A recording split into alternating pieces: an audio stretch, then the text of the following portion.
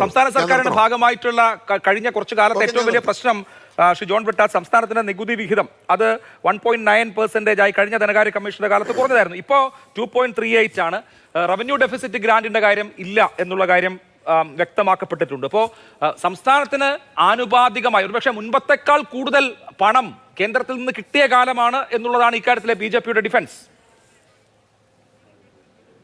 ഇല്ല അഭിലാഷ്, നമ്മൾ മനസ്സിലാക്കേണ്ട കാര്യം എന്ന് വെച്ചാൽ ഈ ഫിനാൻസ് കമ്മീഷൻ്റെ റെക്കമെൻഡേഷൻ സൂക്ഷ്മമായി പരിശോധിച്ച് കഴിഞ്ഞാൽ കേരളം ഉൾപ്പെടെയുള്ള നിരവധി സംസ്ഥാനങ്ങൾ പറഞ്ഞൊരു കാര്യമുണ്ട്.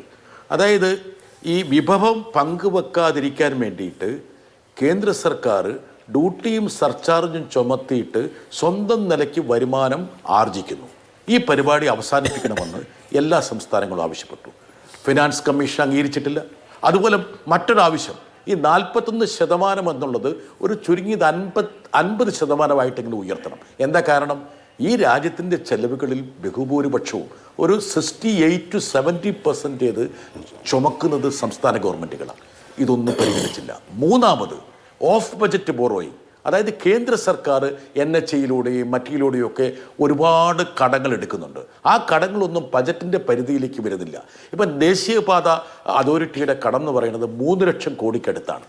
അപ്പം ഓഫ് ബജറ്റ് ബോറോയിങ് എടുത്താൽ മാത്രമേ, എന്താ കാരണം? വിഭവമില്ലെങ്കിൽ കടമെടുപ്പ് നടത്തിയിട്ടല്ലേ നമുക്ക് വികസനം നടത്താൻ പറ്റുള്ളൂ. ഈ 3 മർമ്മപ്രധാനമായിട്ടുള്ള ആവശ്യങ്ങൾ നിരാകരിക്കപ്പെട്ടു.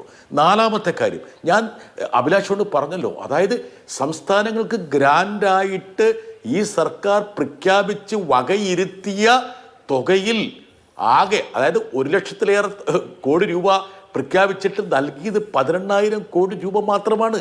അപ്പോൾ ഒരു തരത്തിലും സംസ്ഥാനങ്ങളോട് നീതി പുലർത്താൻ കഴിഞ്ഞിട്ടില്ല. നമ്മുടെ ശതമാനം 1.925 എന്നുള്ളത് 2.382 ആയിട്ട് വളർന്നെങ്കിൽ നമുക്ക് കിട്ടുന്നത് 36,355 കോടി രൂപ മാത്രമാണ്.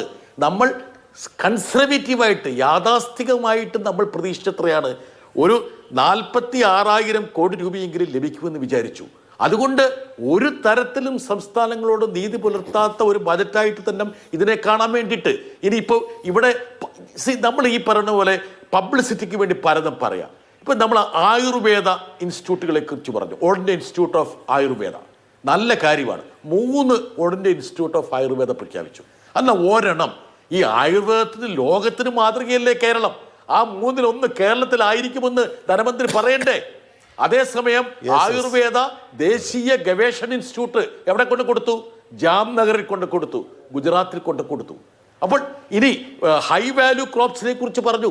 ഫ്രാൻസിസ് ജോർജ് ബജറ്റിലേക്കൊന്ന് കണ്ണെത്തിച്ച് നോക്ക്. ആകെ വകയിരുത്തിയിരിക്കുന്ന 350 കോടി രൂപയാണ്. അത് വീതം വെച്ചാൽ ഒരു കർഷകന് ഒരു 150 കോടി രൂപ 150 രൂപ ലഭിക്കും. നോക്കുക, ഇതാണ് ഈ കൺകെട്ടെന്ന് പറയുന്നത്. ഈ രൂപത്തിലാണല്ലോ നമ്മൾ ബജറ്റിനെ കാണേണ്ടത്. അപ്പോൾ അതുകൊണ്ടാണ് ഞാൻ പറയുന്നത്, ഒരു തരത്തിലും നീതി പുലർത്താത്ത ഒരു ബജറ്റായിട്ട് ഭവിച്ചിരിക്കുകയാണ്. മാത്രമല്ല, വ്യക്തിപരമായിട്ട് നമുക്കൊക്കെ വലിയ ബഹുമാനമുള്ള 2 മഹത് വ്യക്തികളായിട്ടുള്ള സുരേഷ് ഗോപിയെയും ശ്രീധരനെയും കോമാളികളാക്കാനുള്ള ബോധപൂർവമായിട്ടുള്ളൊരു ശ്രമം ഈ ബജറ്റിന്റെ പിന്നിലുണ്ട് എന്ന് കൂടി ഞാൻ പറയുകയാണ്. തീർച്ചയായും.